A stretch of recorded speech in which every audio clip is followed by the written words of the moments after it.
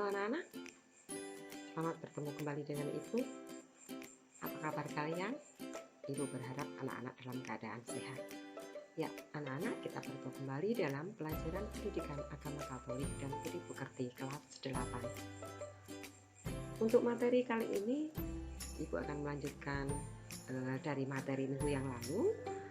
Dan khusus untuk kali ini adalah materinya pelayanan gereja sebagai paguyuban. Namun sebelum pelajaran kita mulai, kita berdoa terlebih dahulu. Silakan anak-anak ambil sikap doa. Demi nama Bapa dan Putera dan Roh Kudus. Amin. Allah Bapa kami, pujian kami haturkan kepadamu atas segala berkat dan rahmat yang Kau limpahkan kepada kami. Bapa, kami akan memulai pelajaran agama Katolik dan Budi Pekerti. Buatlah kami agar mampu mengerti dan memahami tugas pelayanan kami sebagai putra-putrimu. Bapa, doa ini kami haturkan kepadamu dengan perantaraan Tuhan kami, Yesus Kristus. Amin. Demi nama Bapa dan Putera dan Roh Kudus. Amin. Ya, anak-anak, setelah kita doa, selanjutnya Ibu akan putarkan sebuah video musik, sebuah lagu dengan judul Ku Melayani Yesus. Silakan anak-anak menyimak dan boleh ikut bernyanyi juga ya, karena ini kaitannya dengan pelajaran kita hari ini. Selamat menyaksikan.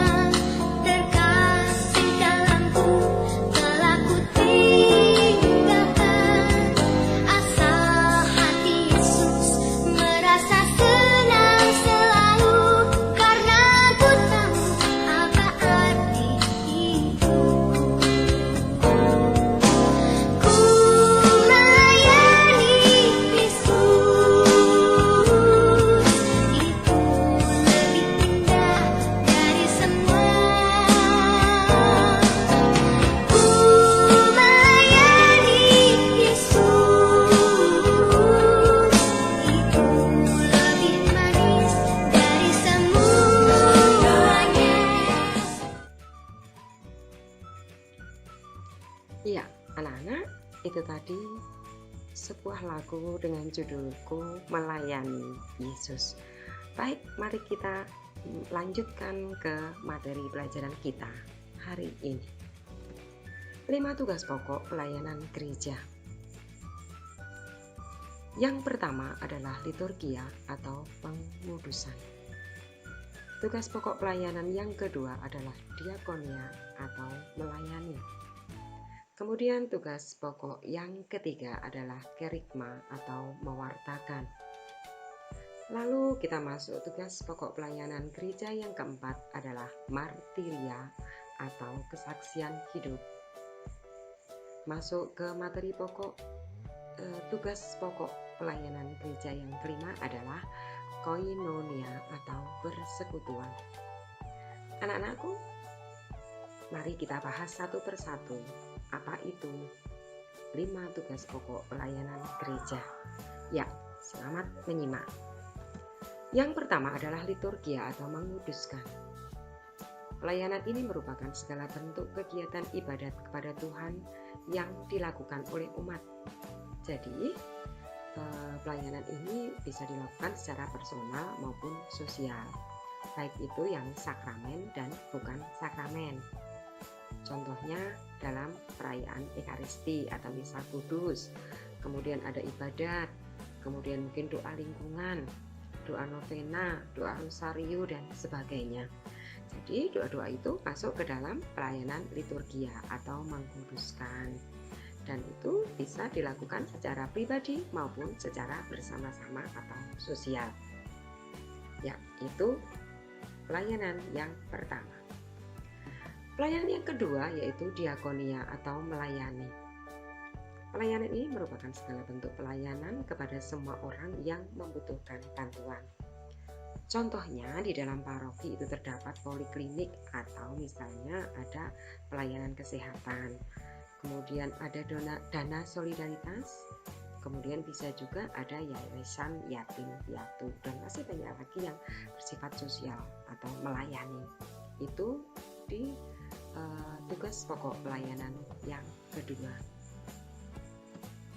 Tugas pokok pelayanan gereja yang ketiga adalah kerikma atau mewartakan.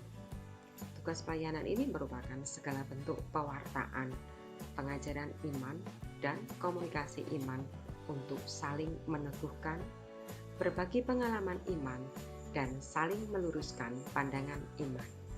Nah, contohnya di dalam pelajaran agama.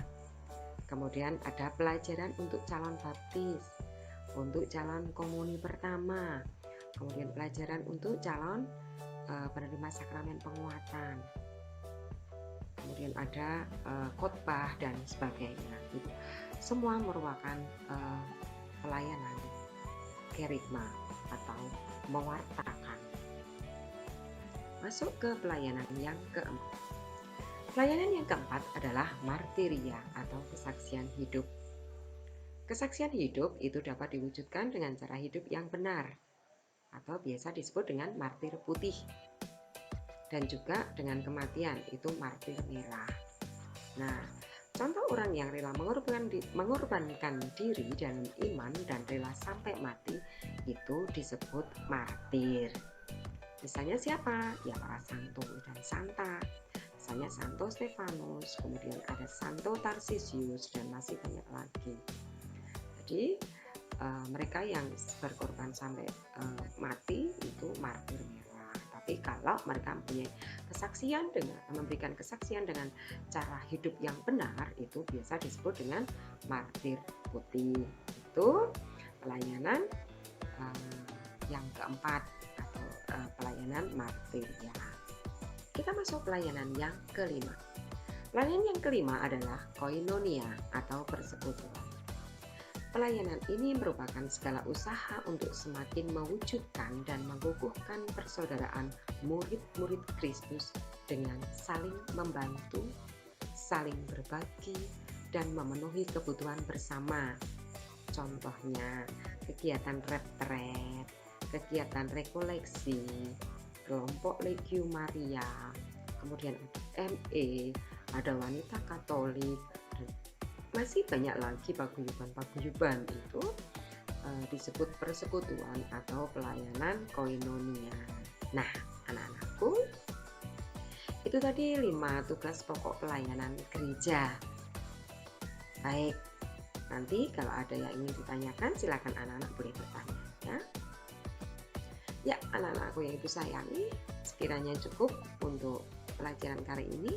Mari kita tutup dulu dengan berdoa. Demi nama Bapa dan Putra dan Roh Kudus. Amin. Bapa yang Maha Kasih, terima kasih karena Engkau telah membuka mata dan hati kami untuk lebih memahami akan ajaran-Mu, yaitu untuk melayani. Buatlah kami seturut kehendak-Mu ya Bapa, supaya kami bisa memanfaatkan hidup kami untuk melayani sesama kami. Amin. Demi nama Bapa dan Putra dan Roh Kudus. Amin.